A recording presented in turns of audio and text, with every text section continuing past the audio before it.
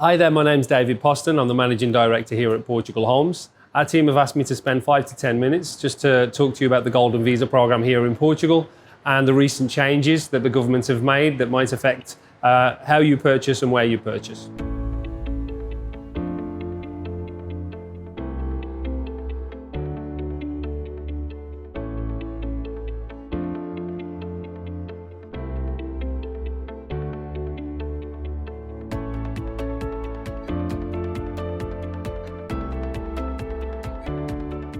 Traditionally, the Golden Visa program was introduced in Portugal to attract foreign investment into the country.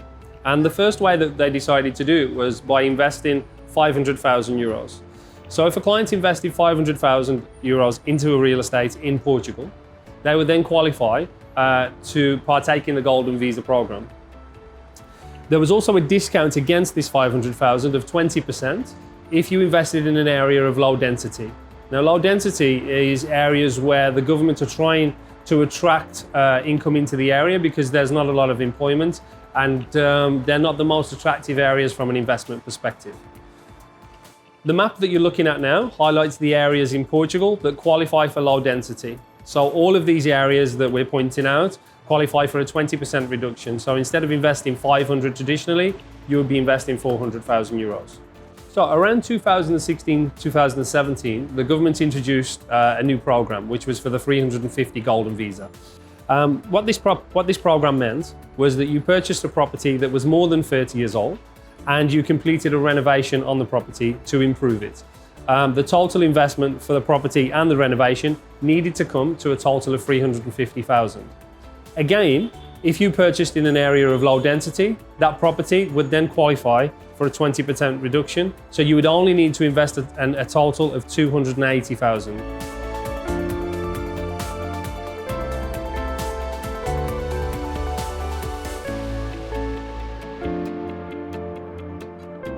So over recent years, the majority of investment that's come into Portugal for the Golden Visa program has gone mainly into Lisbon, and then some further investment or overspill investment has gone into Porto and the region of the Algarve.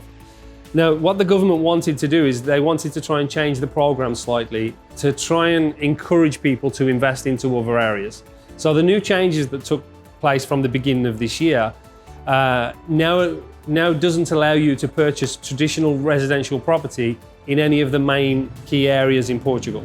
When we talk about main and key areas, what we're talking about is the capital city of Lisbon. We're talking about Porto, Braga, and mainly the Algarve, which attracts quite a lot of foreign tourists, certainly from the EU and the UK. So the new areas that qualify, they're for residential, they're classed as interior regions. So they're not touching any areas of coastline. And if you look at the map here, we can clearly identify what classes as an interior region in Portugal.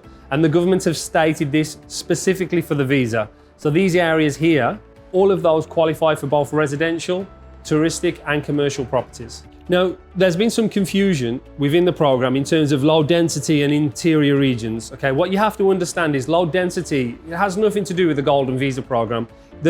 What's classed as low density in Portugal is classed as it because of economic reasons. Okay, so what was low density before is still low density now.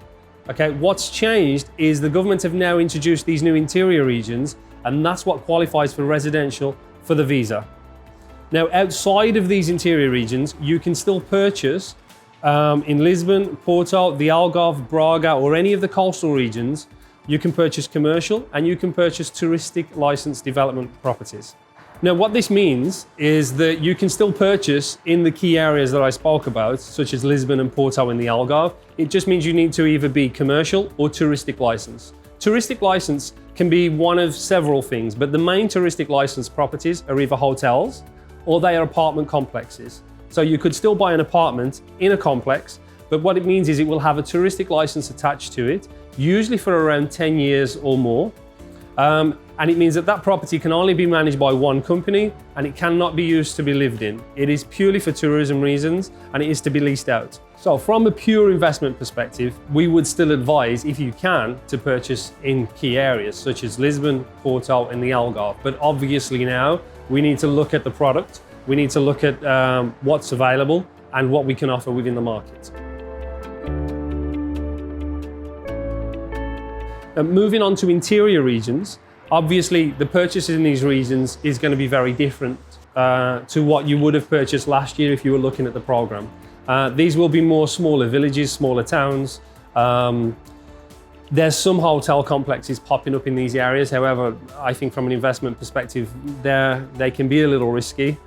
I personally would prefer maybe an individual property in a nice, quaint town with a view to maybe a long-term rental. And then if that's not what you're looking for and you're looking more for a short-term rental or more of a pure investment, we can look at touristic properties. Again, in central Lisbon, Porto, in the Algarve, which attract huge amounts of tourism every year and will give a much more steady return and a much better exit strategy in the future. So one thing that's really important to understand is the touristic licensed properties will still be freehold.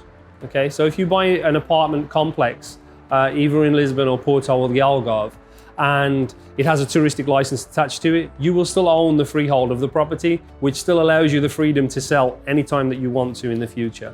It just means that there'll be one company managing the entire project, and they'll either be offering you a share of the rental income or a guaranteed return, depending on what's negotiated at the beginning and when the property is presented to you.